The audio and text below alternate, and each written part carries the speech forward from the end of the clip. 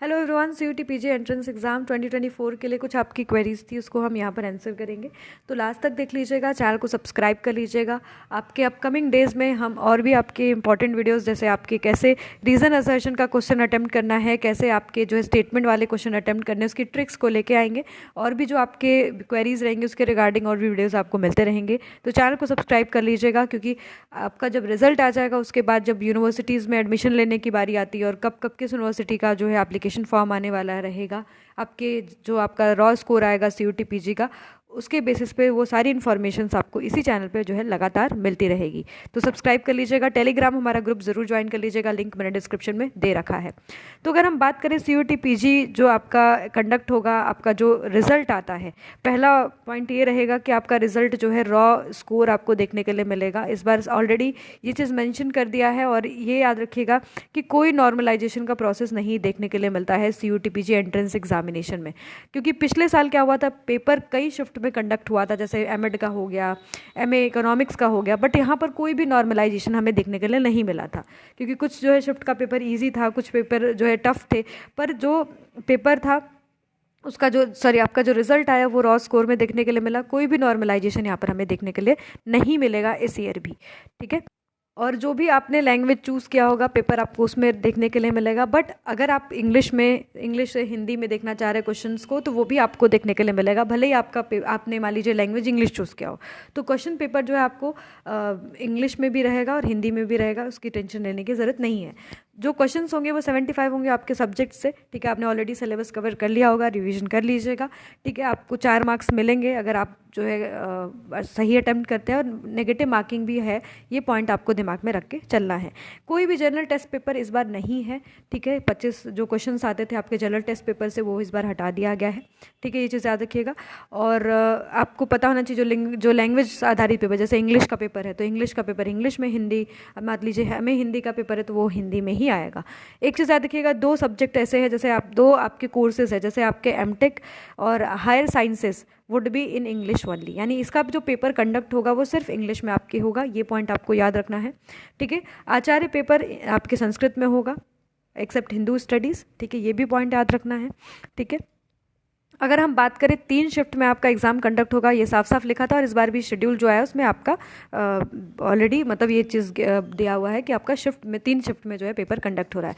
एक चीज़ याद रखिएगा कि जब मान लीजिए कोई क्वेश्चन गिवन है और वो आपको गलत देखने के लिए मिलता है हिंदी में, और इंग्लिश में जो भी इंग्लिश में रहेगा उसी का जो है आपके जब आप क्या बोलते क्लेम करते हो कि आपका क्वेश्चन ये गलत है, तो वो इंग्लिश वाला आंसर ही करेक्ट माना जाता है, ठीक है। ये चीज़ भी याद रखना है, सीयूटी पीजी में ऐसा होता है और हर जगह भी ऐसा ही होता है, ठीक है।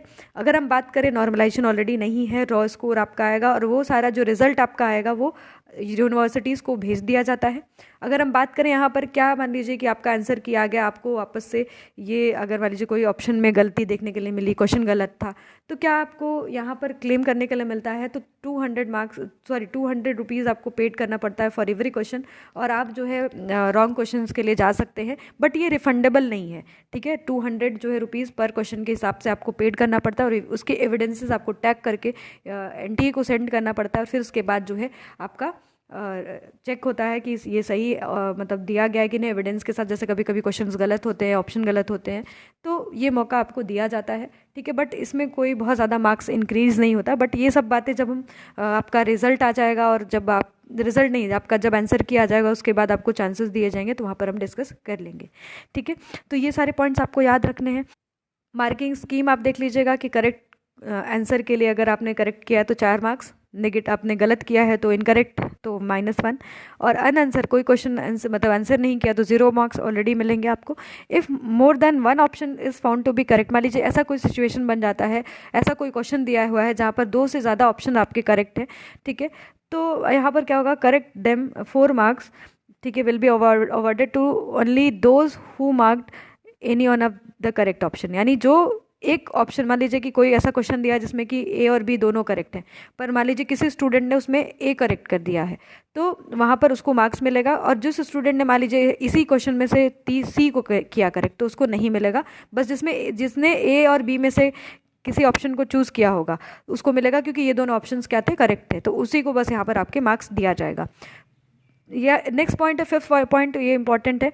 If all options are found to be correct then जो है 4 marks will be awarded to all those who have attempted the question.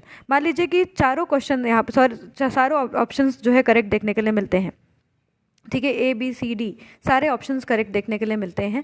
अगर मान लीजिए इसमें से आपने कोई भी ऑप्शन करेक्ट किया, टिक किया होगा, तो उसे सिर्फ यहाँ पर मार्क्स मिलेगा। मान लीजिए कोई ऐसा स्टूडेंट है जो इस क्वेश्चन को अटेम्प्ट नहीं किया होगा, उसको कोई मार्क्स नहीं दिया जाएगा। बट किसी ने मान लीजिए चारों ऑप्शन करेक्ट थे और किसी ने अटेम्प्ट किया होगा तो उसको मार्क्स यहाँ पर दिए जाएंगे। ये भी पॉइंट आपको याद रखना है। If none of the question is found correct और question is found to be wrong, question is dropped, then all candidate who have appeared will be given 4 marks. मान लीजिए कोई ऐसा क्वेश्चन है जो कि जिसमें कि पूरा क्वेश्चन मतलब क्वेश्चन ही रॉन्ग है और ऑप्शन भी रॉन्ग है, तो उस क्वेश्चन को क्या किया जाता है, ड्रॉप कर दिया जाता है और उसके 4 मार्क्स सभी स्टूडेंट्स को यहाँ पर अवॉर्ड किए जाते हैं। तो ये 3 कंडीशंस आपको याद रखनी है।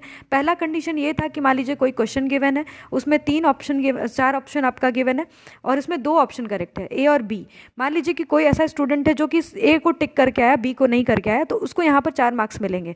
मान लीजिए इसी क्वेश्चन का कोई अदर स्टूडेंट डी ऑप्शन करके आता है पर डी ऑप्शन जो है करेक्ट नहीं था, तो यहाँ पर उसको कोई मार्क्स नहीं दिया जाएगा, ठीक है। बट यहाँ पर अगर हम बात करें, जो 5वां पॉइंट था इसमें दिया था कि चारों ऑप्शंस मान लीजिए करेक्ट है, ए बी सी डी, ये चारों ऑप्शंस अगर करेक्ट है, ठीक है, और इसमें कोई ऐसा स्टूडेंट है जो कोई टिक करके आया हुआ है ऑप्शन को, ठीक है, उसको मार्क्स यहाँ पर 4 दिए जाएंगे। बट उन स्टूडेंट को नहीं दिया जाएगा जिन्होंने ये क्वेश्चंस को अटेम्प्ट नहीं किया है। मान लीजिए जो आपका 6वां पॉइंट है कि ऐसा कोई आपका केस बनता है कि मान लो कि कोई क्वेश्चन ही गलत है, ठीक है, आपकी क्वेश्चन रॉन्ग है, फाउंड टू बी रॉन्ग, और आपका जो है ऑप्शन रॉन्ग है, ठीक है, कोई भी ऑप्शन मतलब सही नहीं है, क्वेश्चन के अकॉर्डिंग जो सटीक नहीं बैठता है, उस केस में जो है क्वेश्चंस को ड्रॉप किया जाता है और सारे जो भी एग्जाम में अपीयर्ड होंगे उनको 4 मार्क्स यहाँ पर दे दिया जाएगा। तो ये मार्किंग स्कीम आपको जो है ध्यान में रखनी है। आंसर किया जाता है, फिर उसके बाद आपको वेरीफाई करना होता है और जो भी आपको गलत लगता है उसको आप एनटीए को क्लेम करते हो, उसके जो है आपको एक टाइम दिया जाता है, उसमें हर क्वेश्चन पे आपको 200 रुपये देने पड़ते हैं और आपको एविडेंस दिखाना पड़ता है कुछ किसी स्टैंडर्ड बुक का। फिर उसके बाद आपको जो है आंसर की जब आप चैलेंज कर लेते हो उसके बाद आपका मार्क्स आता है। याद रखिएगा कोई नॉर्मलाइजेशन नहीं है और सिर्फ आपके रॉ स्कोर आपको देखने के लिए मिलता है, ठीक है। ये सारे पॉइंट्स आपको दिमाग में रखने हैं, ठीक है। तो सीयूटी स्कोर की अगर हम बात कर ले तो सीयूटी जो पीजी का जो स्कोर है यहाँ पर आपको साफ साफ लिखा हुआ है कि एनडीए जो स्कोर आपका देगा इस बार का वो 24-25 के लिए वैलिड है, ठीक है।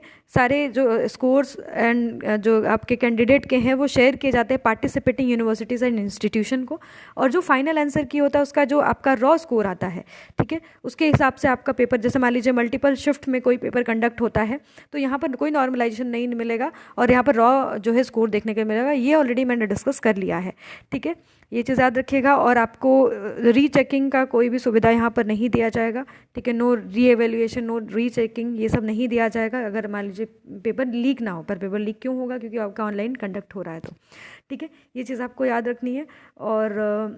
और भी कोई क्वेरीज होगी कि आस्क इन कमेंट सेक्शन, हम आगे डिस्कस करेंगे कि किस तरीके से आपको जो है पेपर में आपके स्टेटमेंट और रीज़न असर्शन के क्वेश्चंस को अटेम्प्ट करना है।